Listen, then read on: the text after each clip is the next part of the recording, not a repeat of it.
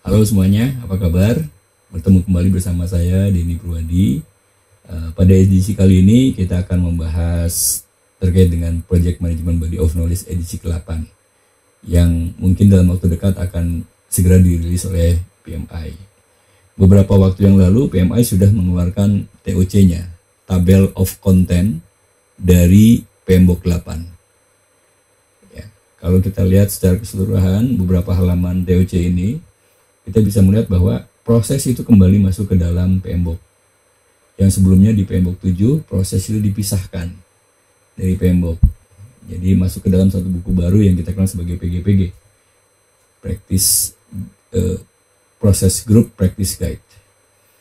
Ya. Nah, sebagian orang mengatakan ketika melihat TOC-nya ini mengatakan, banyak orang yang mengatakan bahwa ini adalah kita rollback kepada PMBOK sebelumnya. Ya, kenapa rollback? Karena proses dimasukkan kembali.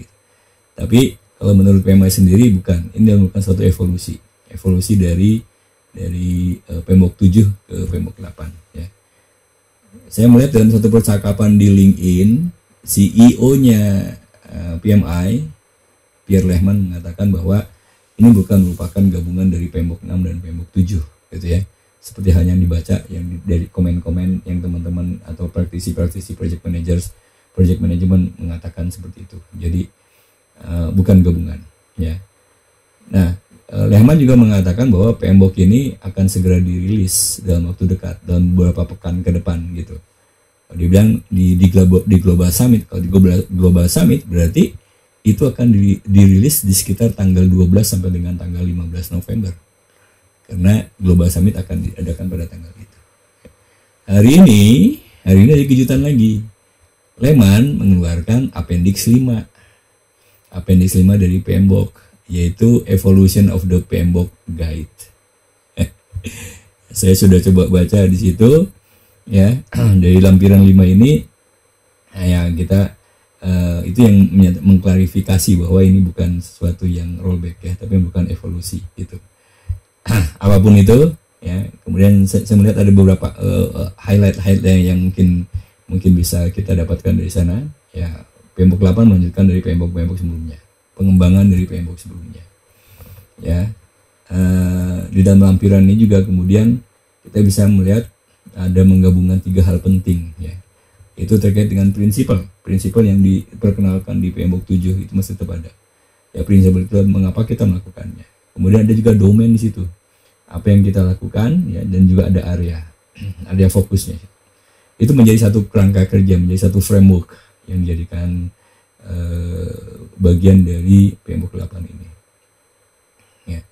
Kemudian ada hal-hal yang difokuskan lagi di PMBOK 8 ini, ya. Sudah dimasukkan juga terkait dengan value, ya, walaupun value di PMBOK 7 sudah dimasukkan. Kemudian ada terkait dengan AI, kecerdasan buatan juga sudah dimasukkan, kecerdasan buatan, kemudian sustainability, ya, dan adanya quality integration. Selain itu, di appendix yang lain ada lagi terkait dengan PMO, yang kalau di PMBOK sebelumnya kita mengenal PMO itu hanya terdiri dari tiga tipe PMO. Tapi diperjelas lagi sepertinya di sini, karena saya melihat di TOC-nya itu, di TOC yang terkait dengan PMO itu cukup panjang, gitu. Kalau di PMBOK sebelumnya kan hanya 2-3 halaman, ya, terkait PMO 2 halaman atau 3 halaman. Di sini kalau kita lihat di layar sini, ya, di sini dikatakan bahwa ada beberapa hal, ya, pembuatan atau evolusi dari pengembangan dari PMBOK ini. Yang pertama adalah terkait dengan evidence base, berbasiskan kepada bukti-bukti. Membuat PMBOK edisi ke-8 ini cukup lama, melakukan riset. PMI melakukan riset, ada tahapan-tahapan yang dilakukan. Ada tahapan yang pertama itu adalah untuk melakukan secara kualitatif, ya, dilakukan diskusi secara kelompok. Sebutkan itu ada 2 hari, ya, mereka melakukan 2 hari. 2 hari melakukan diskusi. PMI mengadakan diskusi online dengan manajer project dari 7 negara. Kemudian fase yang kedua itu adalah secara kuantitatifnya melakukan survei, mengirimkan survei secara online kepada 64.000 orang katanya, ya, yang sudah pernah mengunduh edisi ke-7. Nah, dari situ dari 64.000 itu 3.004 orang mengisi kuesionernya secara lengkap. Kemudian selanjutnya di fase ketiga dimulailah pengumpulan feedback. Ya, ada feedbacknya. Feedbacknya diuji cobakan draftnya, ada sukarelawan, katanya sebanyak 25 orang ya yang membuat draft lengkapnya. Nah, kemudian ada dimintakan untuk diberikan feedbacknya, diberikan kepada publik ya. Dari situ dinyatakan ada 9.000 komentar lebih gitu ya, yang mungkin nanti ada sebagai salah satu kontributor. Kemudian fase yang keempat itu adalah melakukan NC review. Ada perbaikan-perbaikan dari draftnya ya, semua masukan, lalu mengirimkan ke ANSI untuk dijadikan satu standar. Itu yang di 51-nya. Kemudian yang 52-nya, ya 51 ini juga memperlihatkan adanya evolusi dari PMBOK ya. Dari mulai, kalau yang diperlihatkan di sini dari mulai tahun 96. PMBOK 3 ya. PMBOK 3 kemudian PMBOK 2 ya. PMBOK 2 kemudian atau PMBOK 1 ya. PMBOK 1 ya, kemudian PMBOK 2, PMBOK 3, PMBOK 6 dan PMBOK 7. Ya. Itu nanti saya baca aja tuh.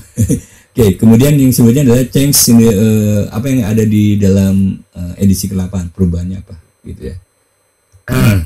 Perubahan-perubahan di edisi ke-8 adalah membuat prinsip-prinsipnya menjadi lebih simpel.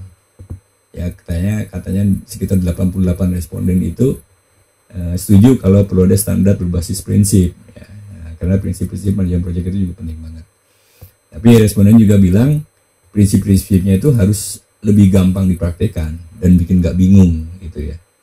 Kita tahu di dalam proyek manajemen body of knowledge sebelumnya yang dituju itu ada 12 prinsip kan situ ya.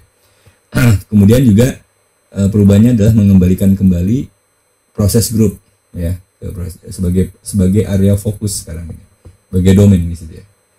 Nah, katanya 80% setuju untuk mengembalikan dan memperbaiki kelompok proses sebagai konsep dasar dari standar project management.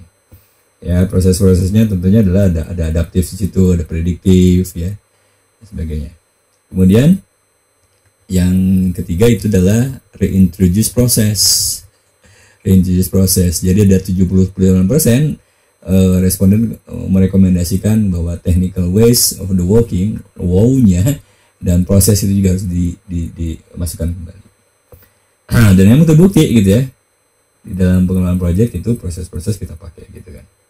Nah, itulah yang ada ya, yang ada di dalam PMBOK 8 pergantian punya. Kira-kira apa nih bentuknya, bedanya? Bedanya seperti begini. Jadi kalau di PMBOK 7 kita punya ada dua buku yang ada dua ini ya, ada dua hal yang kita gabungkan dalam satu buku, yaitu Standard for Project Management dan Guide to the PMBOK sendiri. Nah, di situ ya ada di dalam standar kita mendapatkan ada 12 proses ya. Dan di dalam guide-nya, di dalam guide PMBOK-nya kita mendapatkan ada 8 domain. Itu yang di PMBOK 7 ya, ada tailoring juga sebagainya. Kemudian ada tadi buku PGPG, Practice Guide Process Group ya, yang mendetilkan dari proses-proses yang ada. Yang kita tahu perbedaannya dengan yang ada di PMBOK 6 ya. Kalau PMBOK 6 itu berdasarkan knowledge area, kalau di ini berdasarkan proses group ya, pembahasannya itu. Nah, kemudian kedua hal ini dijadikan di dalam PMBOK 8. Jadi dalam PMBOK 8 tetap ada prinsip-prinsip. Tetapi kalau yang tadi di PMBOK 7 jumlah prinsipnya itu ada 12. Di PMBOK 8 menjadi 1 2 3 4 5 6 1 2 3 4 ya 6 prinsip saja. Ya, prinsipnya diperkecil, dipersedikit. Jadi biar kita juga nggak bingung. Ada 6 prinsip. Nah, kemudian yang menariknya di PMBOK guide-nya ya, di situ ada performance domain. Performance domain yang kalau di sebelumnya itu kan ada 8 performance domain. Sekarang menjadi 7 performance domain. Kalau saya melihat bahwa ini sepertinya performance domain ini menggantikan area yang ada di dalam proses sebelumnya ya. Di dalam PMBOK 6 kan ada knowledge area dan ada proses group. Nah, Proses grupnya masih sama, ada 5 proses grup, tetapi dari sisi knowledge area-nya itu menjadikan domain. Domain knowledge area yang tadinya 10, sekarang adanya 7. Jadi sini kita lihat ya, integration itu mungkin governance mungkin integration. Ada scope, ada schedule, cost diganti jadi finance. Ya, kemudian ada stakeholders tetap ada, ya, resource dan risk. Dari mana saya mendapatkan ini? Ya, kenapa ini bisa dipikirkan sebagai areanya? Dari TOC-nya. Dari sini juga ya. Jadi kita lihat dari refinement-nya. Ya, ini adalah prinsipal di dalam edisi ke-7. Ada 12 prinsipal. Sekarang di sini cuma ada 6, 1 2 3 4 5. 7 ya. 1 2 3 4 5 6. Ada 7 prinsipal. 8 edition. Ya. Nah, tadi saya melihatnya ini performance domain itu adalah areanya, ya. Kita lihat di sini governance performance domain. Di sini ada scope performance domain, ada schedule performance domain. Seperti halnya di PMBOK sebelumnya, ada konsistensi di sini. Masing-masing domain atau masing-masing area itu ada key success-nya, key konsepnya, ada prosesnya, ya, ada tailoring consideration-nya dan sebagainya. Ini tetap dipertahankan sama seperti itu. Ya. Nah, kalau saya melihat, kita bandingkan lagi dengan PMBOK 7-nya atau PMBOK 6 lah ya, PMBOK 6 atau PGPG-nya. Tadi kan kalau di PMBOK 6 itu ada 10 area. Sekarang sini hanya ada 7 domain. Ada 3 domain yang hilang yang di sini yang enggak saya lihat. Yang pertama itu adalah yang terkait dengan procurement nggak ada di sini. Kemudian quality, satu lagi apa? Performance domainnya, ya. Resource, stakeholders, risk, ada sini scope. Kira-kira begini kayaknya ya. Saya coba buat seperti ini. Jadi di sini kita lihat nih, ini baru perkiraan aja nih, perkiraan karena berdasarkan TOC-nya tadi. Integration digantikan jadi governance. Ya, ini masih tetap 7 lah. Scope, ya, 6. Yang nggak ada itu quality.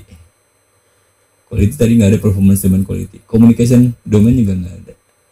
Ya, dan yang satu lagi adalah yang procurement domain juga nggak ada. Gitu. Ya, kita lihat saja nanti kapan akan diluncurkan PMBOK-nya.